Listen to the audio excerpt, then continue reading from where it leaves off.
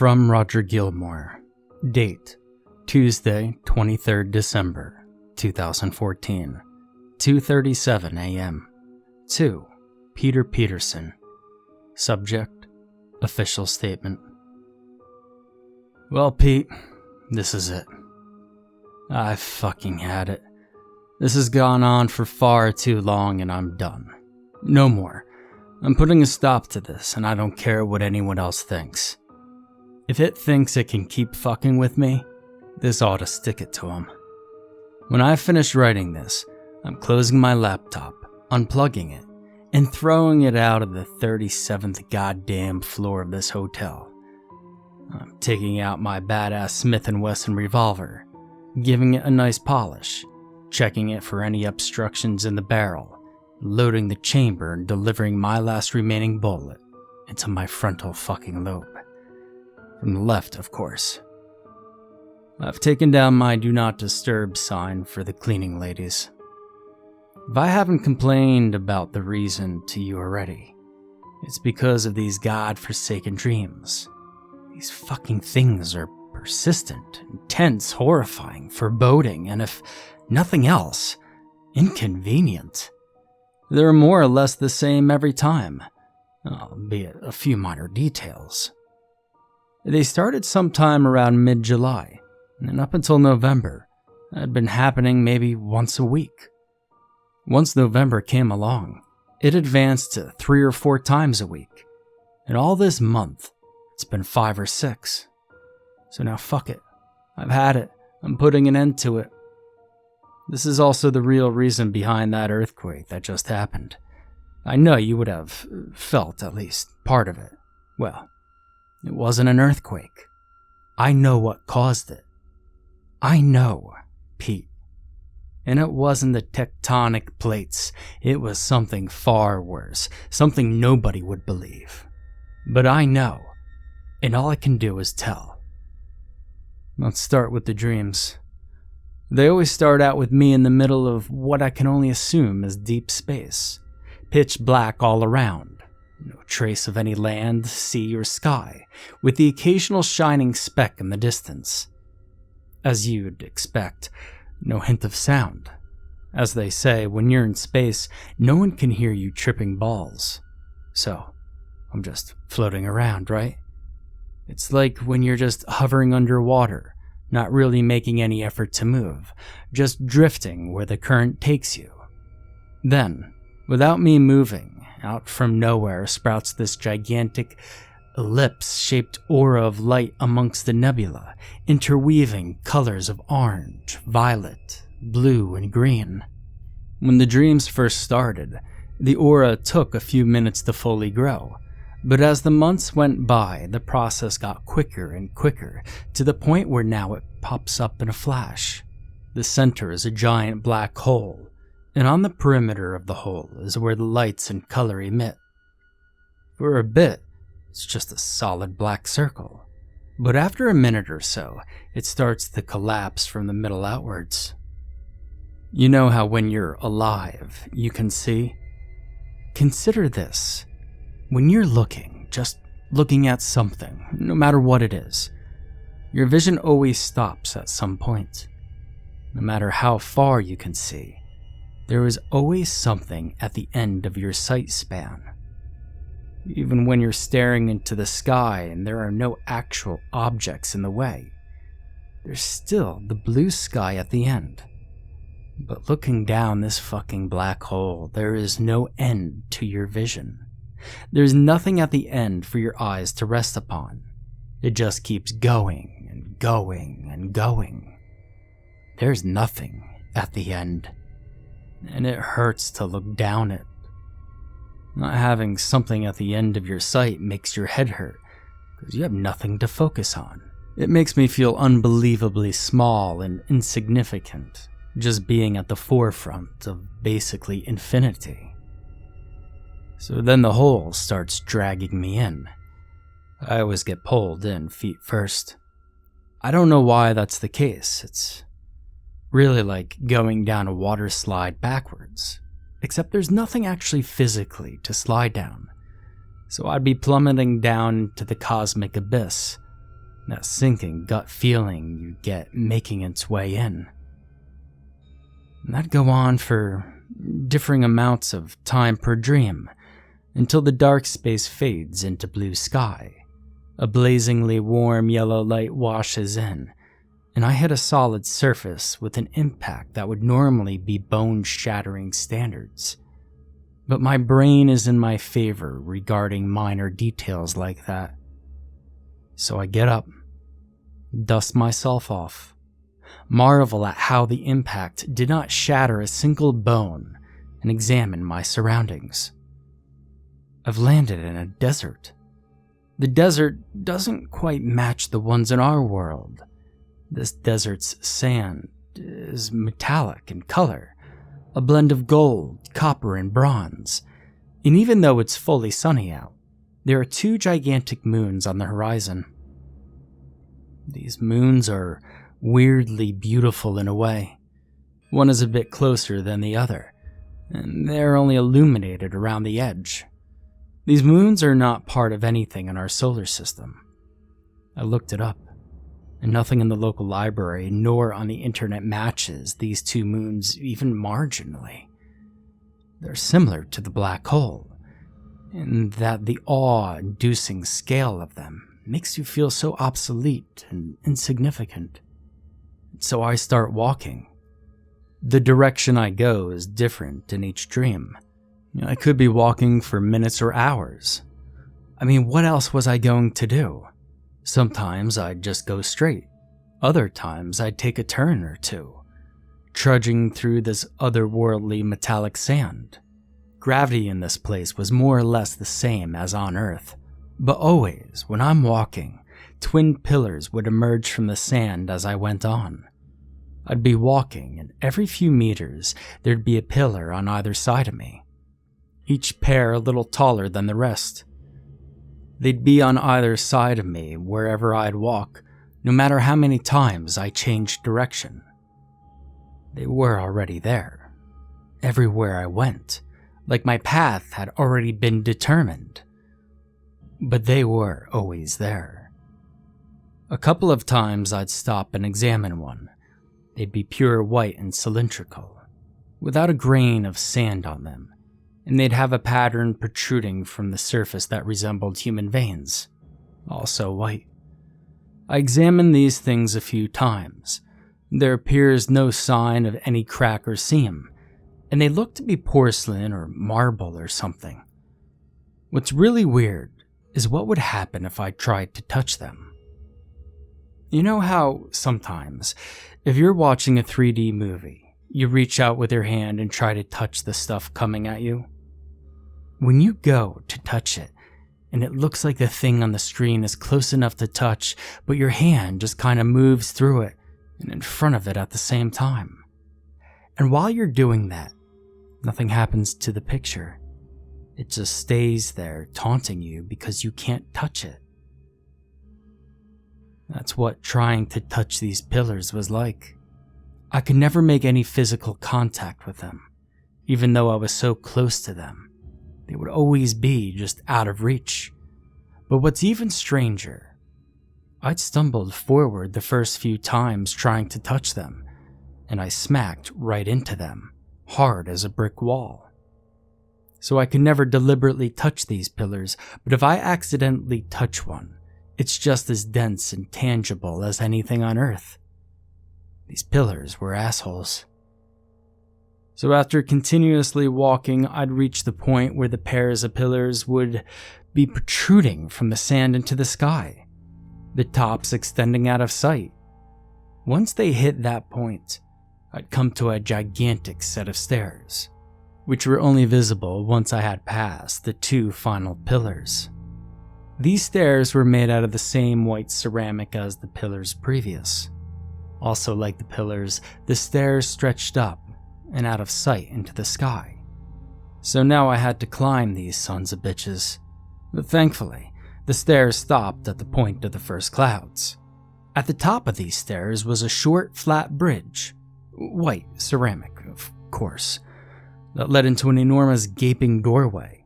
Like the stairs and pillars, the doorway loomed into the unseeable sky above. Oddly enough, there was no wall for the doorway to be embedded in. It was just a huge rectangular black hole in the middle of the sky, not unlike the black hole that led me there.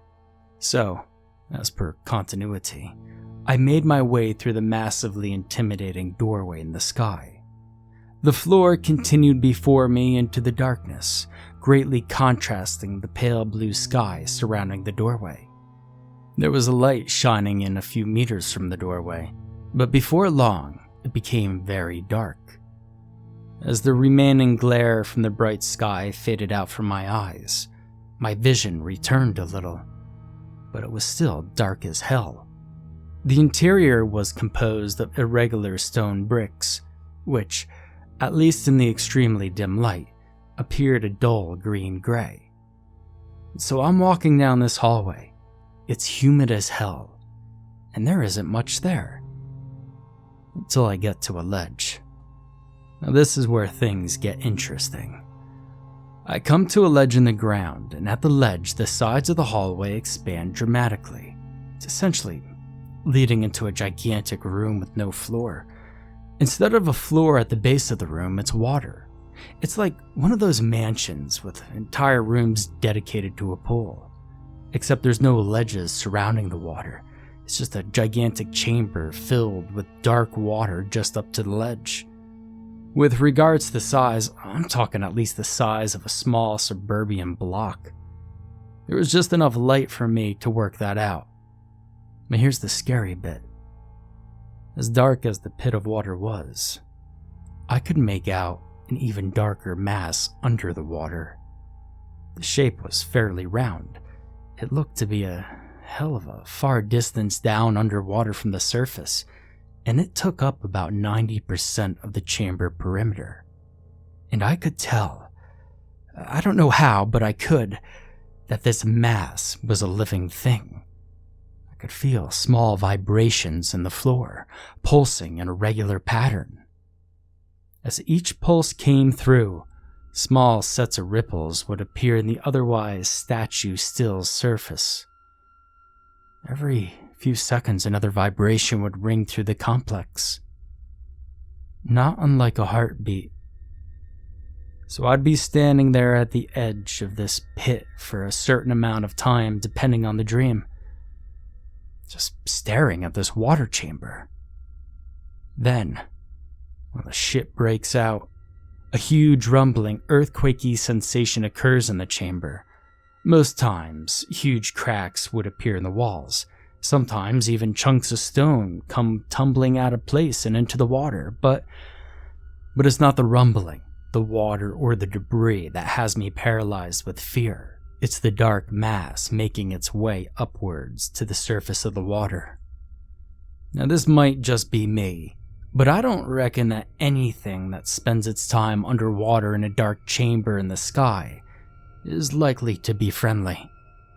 As the mass gets closer to the surface, the trembling of the chamber intensifies, to the point where the fallen chunks of stone from the ceiling hitting the ground exactly half a meter to my left awaken me from my stupor.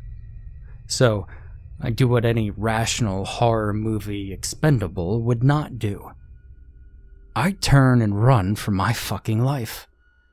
I'd always get around halfway back to the doorway when I hear the surface of the water in the chamber break behind me. The force was heart-shattering. The water would burst up and send relentless waves crashing down the hallway, with me running like an ant, attempting to escape a cat on angel dust.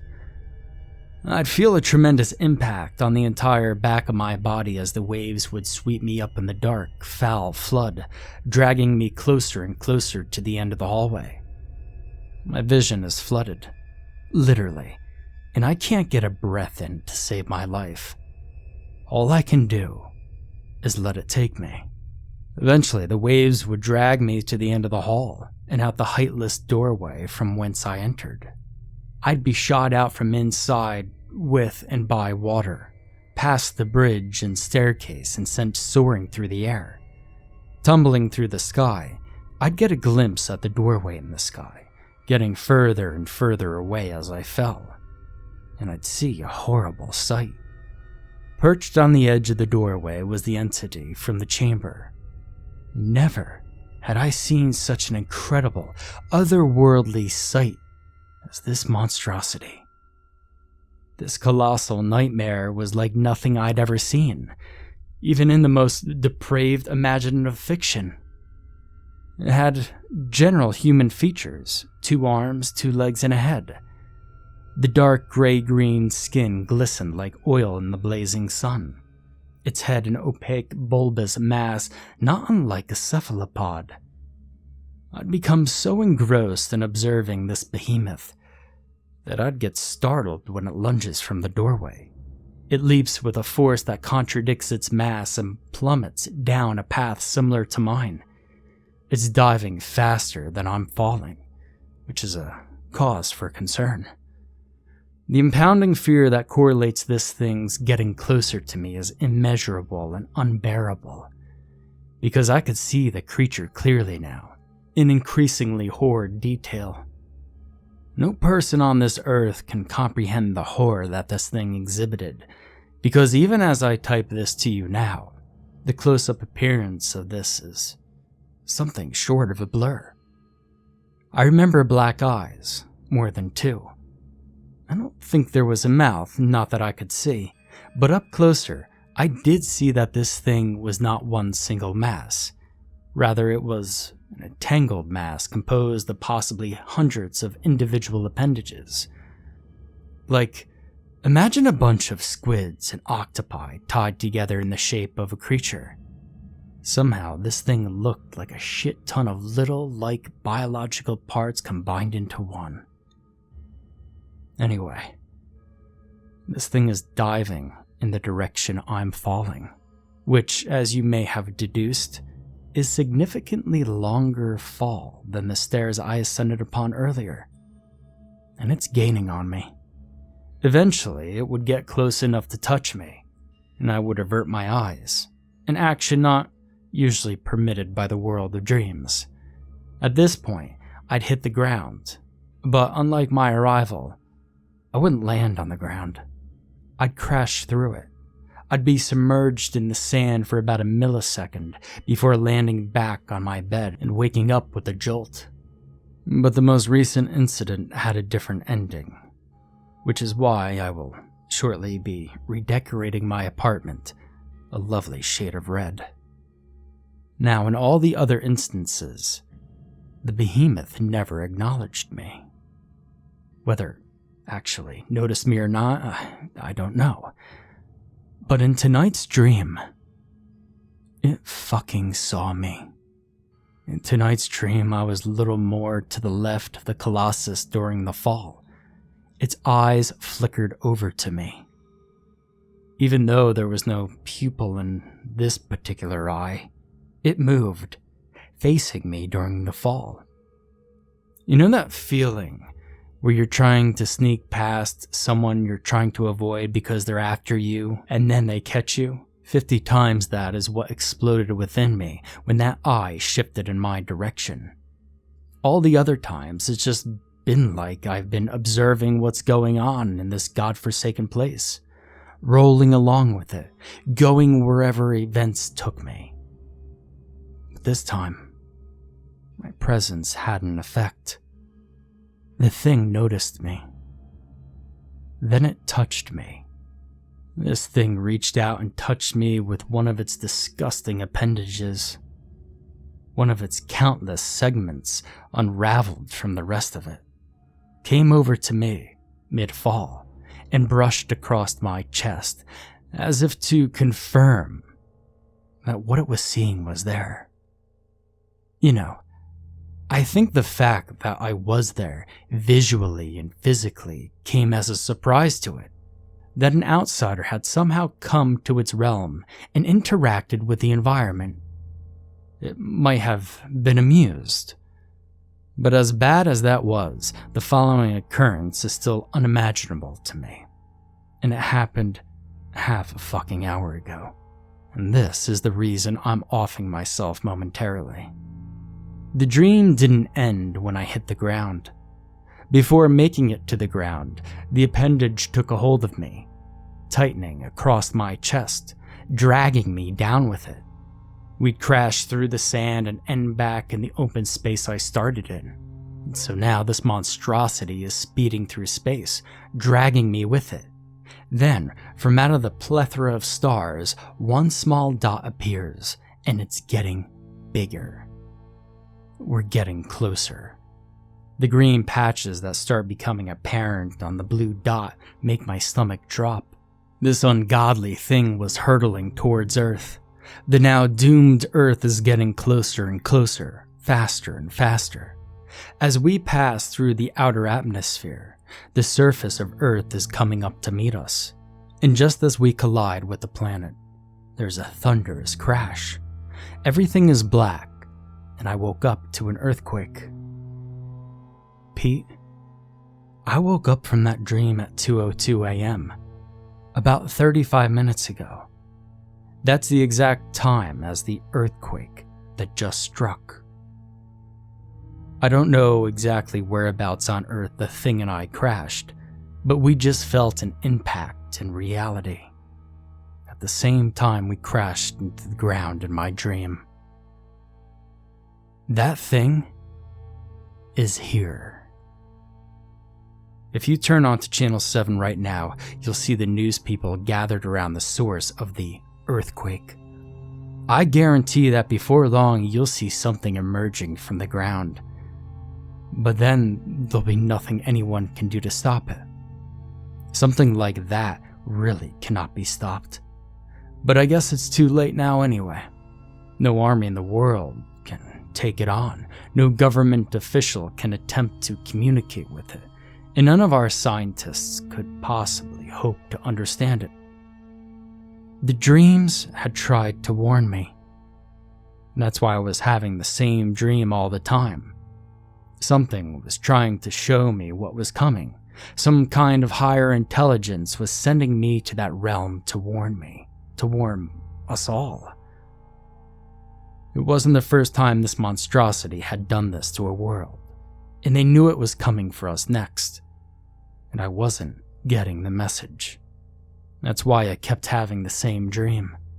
I wasn't clicking. And by tonight, it was too late. I was too late.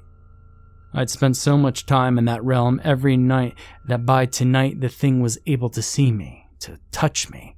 Tonight, I had crossed over, and the thing knew that I knew it was coming. But why would it care? It's here now, it's too late. I don't know why I was chosen for the warning. What's so special about me that I've been shown the impending doom of the human race? I don't have the amazing ability to convince the entire world it's in danger. That kind of thing is usually left to people like Oprah. Why me? I'm just some guy, a nobody. Who's going to listen to me? Anyway, it's too late now. That thing's here. We're all fucked. And that's why I'm about to cap myself. Pete, you have to pass this on to everyone you know. Obviously, don't bother with the dream sequence. On Channel 7, you could see a huge black mass uprooting itself from the crash site. They're filming this live, you know. There's fire and debris and shit everywhere. You know, Pete, I'm glad it was you I decided to write to about this. Mom and Dad pretty much alienated themselves from me the first time I told them about the dreams. It's almost like they had some kind of idea about what was going on. I never really had any friends to chat with. All the more reason to off myself, huh? Maybe I'll set fire to the apartment too. Just for the fun of it. You're all I had, Pete. And if you'd pass on my message to as many people as possible, I'd sure appreciate it. Thanks, Pete. I'll be seeing you. Your mate, Roger.